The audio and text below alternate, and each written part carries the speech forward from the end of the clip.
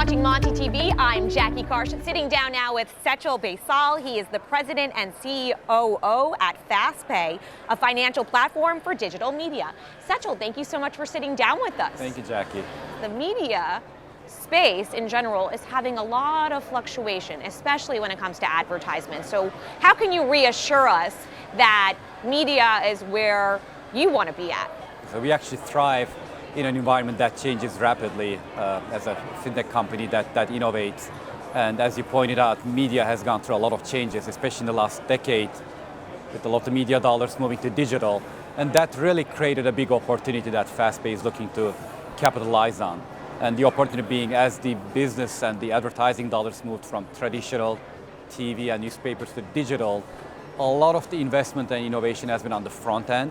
We're all being targeted in a microsecond on our mobile phones, and there's been a lot of changes in how the ads are delivered. But a lot of the back office processes, the financial infrastructure hasn't evolved as much. So that really created a big gap between the front and the back end, and that's what really FastPay is trying to fill in. How does your company adjust to a different age demographic?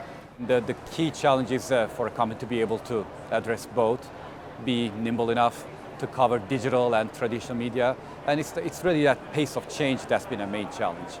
A lot of the players are really trying to adapt to new platforms, new forms of delivering the media, and again, as I mentioned, oftentimes the finance people, the accounting people, the payments people who are not necessarily sitting in front of the camera, they don't get as much tech investment, they don't get as much process improvement investment, so it's a bit like left behind.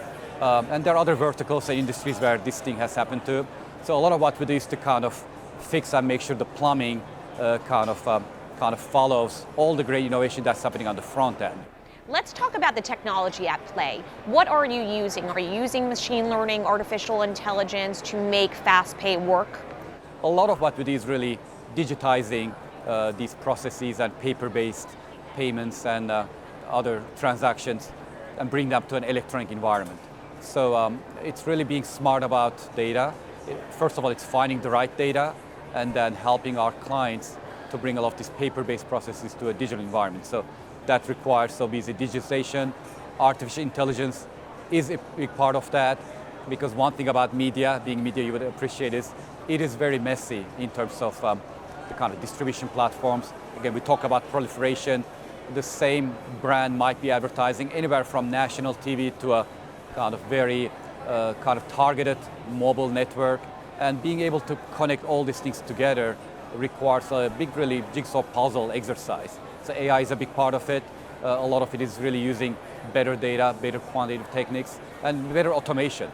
2020, what are you most excited about that FastPay is looking forward to producing in the upcoming decade? Real-time payments and real-time validation. And we see more and more media verticals going to that model where everything is becoming on demand, just like in our consumer life. With a lot of the services that we use, right? You expect everything to kind of just be available on your mobile phone. So really B2B side is a little bit lagging behind.